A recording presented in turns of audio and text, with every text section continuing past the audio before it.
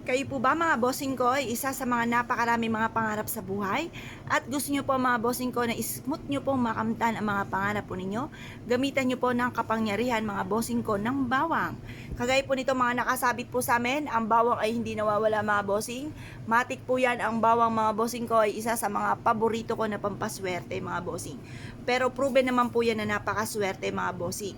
Kung kayo po ay dadaan sa mga pagsubok, pagdadaanan nyo lang ito at hindi nyo to tatambayan. Baka naman sabihin po ninyo, ay, bakit may pagsubok pa, may pagdadaanan pa? Eh, gano'n naman po talaga.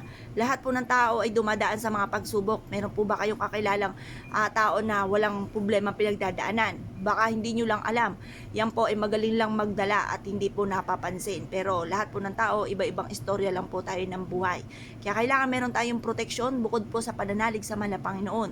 Bukod po dyan, kailangan meron tayong mga ganito mga pamamaraan upang sa ganon, magtuloy-tuloy ang pasok ng swerte. Napakaswerte po nito, lalo-lalo na kung ito po ilalagay nyo sa isang platito. Kagaya po nito, lagay natin sa platito. Tapos lagyan nyo to ng oranges mga bossing, tapos mga barya. Ito pa mga bossing ko yung makakatulong upang sa ganon, magtuloy-tuloy ang pasok ng swerte. Lagay nyo po ito mga bossing ko sa may salas po ninyo. May oranges po siya. Kanya 3 oranges, 3 bawang. Tapos may mga barya rin po siya. Ito po ay ilagay nyo po sa salas at makakatulong po ito para ang swerte ay parang tubig na umagos po sa inyo po mga bossing. Proven po ito na napakaswerte. Basta't naniniwala ka sa mga gatong mga pamamaraan. Or tanggalin lahat ang barya, oranges lamang at ganun din po yung ating pong bawang. Ilagay po ito sa hapagkainan kung saan ko yun nakain. Magiging masagana ang pamumuhay mga bossing.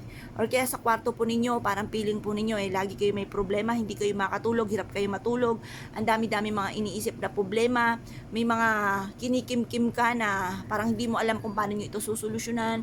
Or kaya po mga bossing ko, lagi ka na lamang pong hindi matanggap-tanggap sa trabaho or sa inyo po negosyo, hindi nyo malaman kung paano ito lalakas.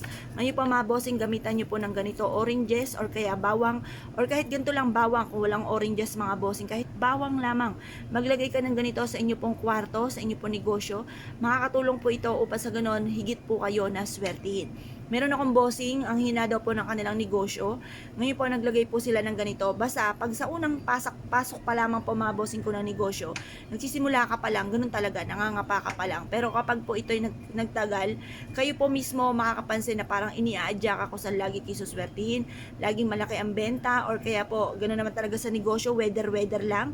May malakas, may mahina. Meron ka pang may sandi na asahan na naka-jackpot ka pa sa negosyo po ninyo mga bossing. Ngayon po mga bossing, kung kayo pinaniniwala, ang bawang mga bossing ko ang isa sa mga pinakamaswerte na dapat hindi nawawala sa loob ng inyong pong tahanan or sa inyong pong negosyo. Para po magtuloy-tuloy ang swerte, mainam na subukan nyo po ito at ito po ay makakatulong upang sa ganon, higit na swertihin po kayo at kayo po ay parang laging iaadya kung saan lagi naman kayo ay suswertihin. Kung naniniwala ka mga bossing at na-issue po na maging smooth ang daloy ng swerte, ang bawang mga bossing ko, mag-concentrate ka lamang, mag-wish ka na 6:30 or kaya po ay alas 7, sabihin nyo po, magkakaroon ako ng negosyo na dito na ako yayaman, matatanggap na ako sa trabaho na matagal ko na ina-applyan or kaya malabo na maubusan ako ng pera, lahat ng mga pangarap ko ay matutupad. Kung kayo pinaniwala at na-issue po itong gawin mga bossing, asya mga bossing, good luck po sa inyo po lahat!